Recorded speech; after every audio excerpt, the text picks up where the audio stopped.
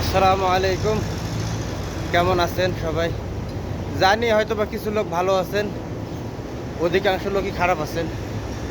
তো আজকে খামার ঘুরে ঘুরে আপনাদেরকে খামার দেখাবো, আর অন্য একটা বিষয় নিয়ে আলোচনা করব আপনাদের সঙ্গে। আলোচনা শোনার পরে আপনার মন্তব্যটা অবশ্যই আমার কমেন্ট বক্সে করে যাবেন।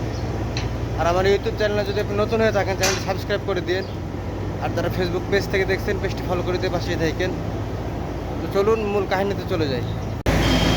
প্রতিটা বিষয়েরই শুরু আছে এবং শেষ আছে।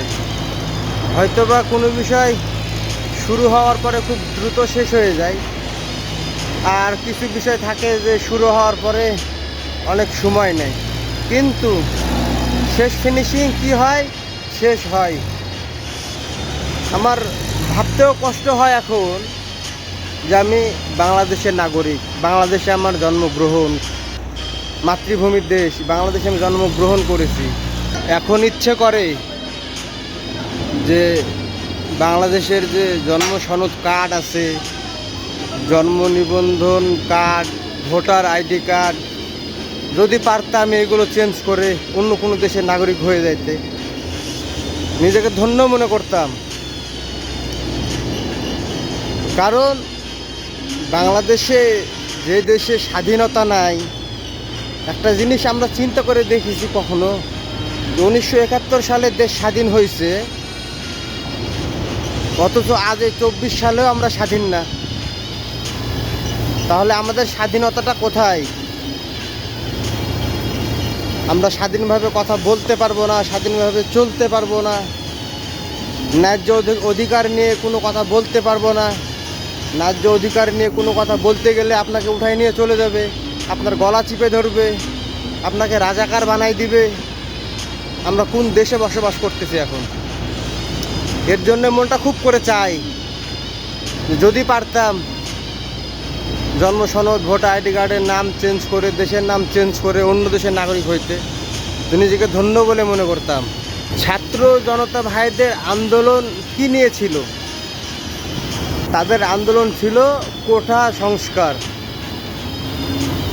সেটা হয়তো বা এখন বাড়তে বাড়তে বাড়তে অন্য একটা রূপ ধারণ করছে, কিন্তু সর্বপ্রথম যখন আমার ছাত্র ভাইয়েরা আন্দোলন করতেছিল, তখন কি কোনো দল মত নির্বিশেষে আন্দোলন করা হচ্ছিল যে আমি অমুক দল, ওনারা অমুক দল, তিনারা তুমুক দল, এরকম ধরনের কি কোনো দলের ভেদাভেদ ছিল তখন? তাহলে কেন এই অন্যায় করা হলো আমাদের ছাত্র ভাইদের উপরে? এটা দেশের বৈষম্য, যে দেশের লোক দেশের ছেলেদের উপরে গুলি করতেছে। ধিক্কার জানাই, এরকম দেশে আমার জন্মগ্রহণ হয়েছে। কিভাবে পারি আমরা দেশের মানুষ হয়ে, দেশের সন্তান হয়ে দেশের মায়ের বুক খালি করতে? আমাদের মনুষ্যত্ব কোথায় গিয়ে দাঁড়াইছে? আমরা মানুষ হিসেবে, জাতি হিসেবে কতটা নির্লজ্জ হয়ে গেছি।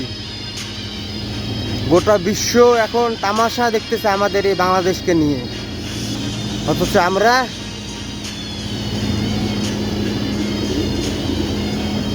বাহাবা দিচ্ছি এই তামাশাকে। আমি একটা কথাই বলবো, অনেকে পৃথিবীতে আসছে, জুলুম করছে, চলেও গেছে, কেউই চিরস্থায়ী না। ইনশাল্লাহ আপনিও থাকবেন না, পতন হবে একদিন। তবে এই যে আন্দোলন এখন চলতেছে, ইনশাআল্লাহ এই আন্দোলনে আপনি পতন হবেন। আপনার সময় শেষ হয়ে গেছে, আপনার সময় আর নাই। জানি না কথাগুলো কার কাছে শুনতে কীরকম লাগবে। যেরকমই লাগুক আপনার কাছে শুনতে কথাগুলো, আপনার মন্তব্যটা আমার কমেন্ট বক্সে রেখে যাবেন।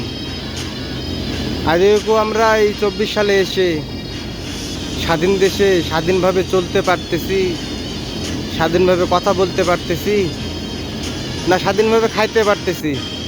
কোন বিষয়টা আমাদের এই বাংলাদেশের যে জনগণ, সাধারণ জনগণ, এদের স্বাধীন আছে? অবশ্যই আমার কমেন্ট বক্সে আপনার মন্তব্যটা রেখে যাবেন।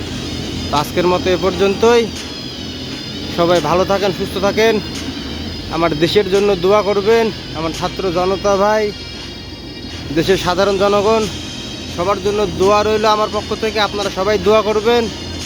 ইনশাআল্লাহ আমরা যারা বিদেশে আছি, রেমিটেন্স যোদ্ধা, ইনশাআল্লাহ আমরাও কিছু করে দেখাবো দেশের জন্য, দেশের মানুষদের জন্য। আমরা সকল প্রবাসী ভাইয়েরা একমত হই, দেশের জন্য করার কিছু চিন্তা ভাবনা অলওয়েজ মাথায় রাখি। কিছু সংখ্যক চিটা আছে, কিছু সংখ্যক চিটা, ধানের চিটা, ধানে যেরকম চিটা থাকে ওই রকম কিছু সংখ্যক চিটা আছে। চিটাগুলোর কথায় কান না দেই, আমরা সকলে একমত হই, সকল প্রবাসীরা, এবং দেশকে নতুন করে গড়ি। আজকের মতো এ পর্যন্তই। আল্লাহ হাফেজ।